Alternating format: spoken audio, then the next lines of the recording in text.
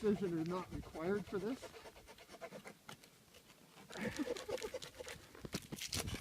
There we go. Mm-hmm.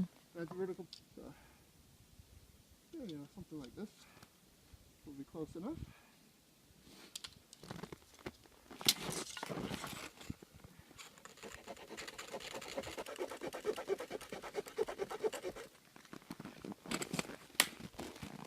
This is a horizontal piece, pointed both ends. I'm going to make a mating hole in each of the verticals for that, and then the saw blade here to go in the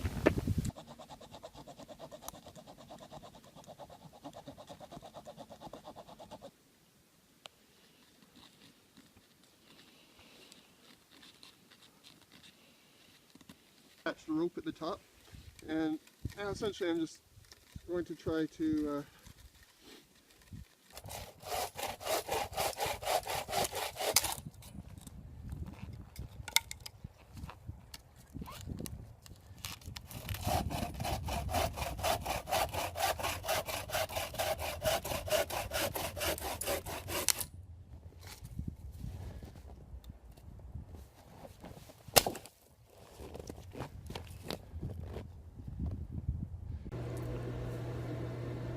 So I've been playing around with building bucksaw frames recently, and just came back from a weekend backpacking trip up north, a nice winter trip, and brought only this blade along with us and made this frame out in the field. And it worked really well, and we used it for processing all our firewood, or most of our firewood. But there were a few things that were sort of learning moments and little tips, I guess, that I picked up that I thought I'd share with you. You know, I'm just learning some of this stuff as I go too, and so maybe if I share some of my mistakes, you won't have to learn the hard way yourselves. Although this did work out quite successfully, but a couple of things to look out for when you're doing this on your own, or for yourself.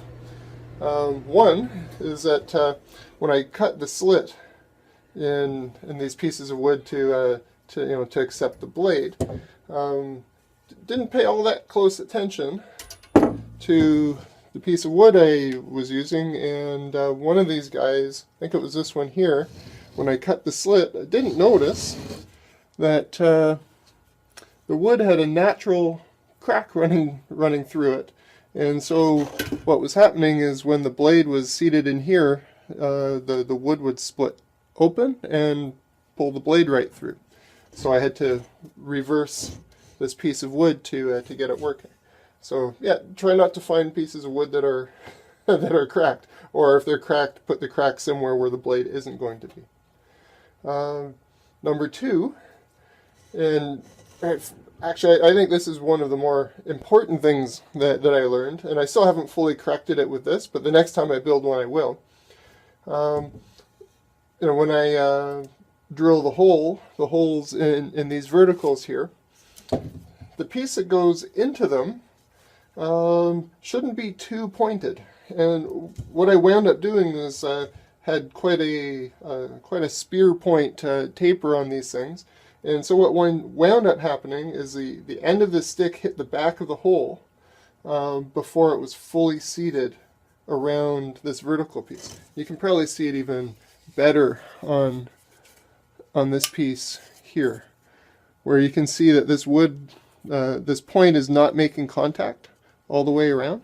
And what that does is it lends the possibility, or makes it easier for the frame to rack back and forth, which makes for less efficient cutting. And if it racks to an extreme angle, you can start getting some bend in the blade. And yeah, so that was something that was definitely an issue. And so next time I'd make these the points here a little bit less extreme so that it fully seats around here.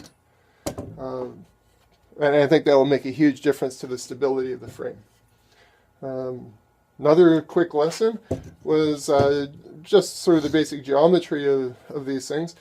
Essentially, I want this piece parallel, or relatively parallel, with that piece, and also relatively parallel with the string.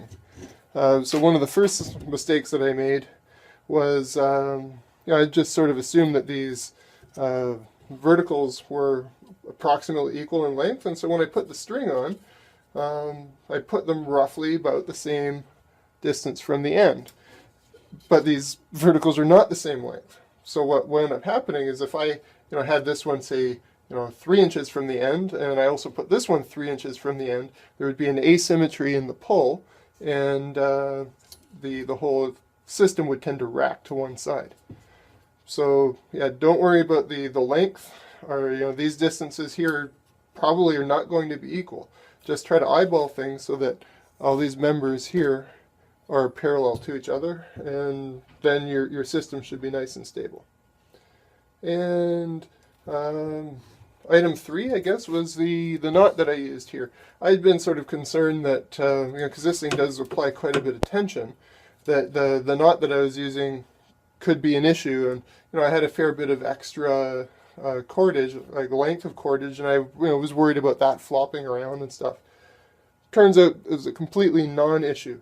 I just wound up using a slipped surgeon's knot, which is basically kind of how you tie your shoes, but with an extra turn through. It's like a reef knot with instead of just crossing over once, you cross over twice.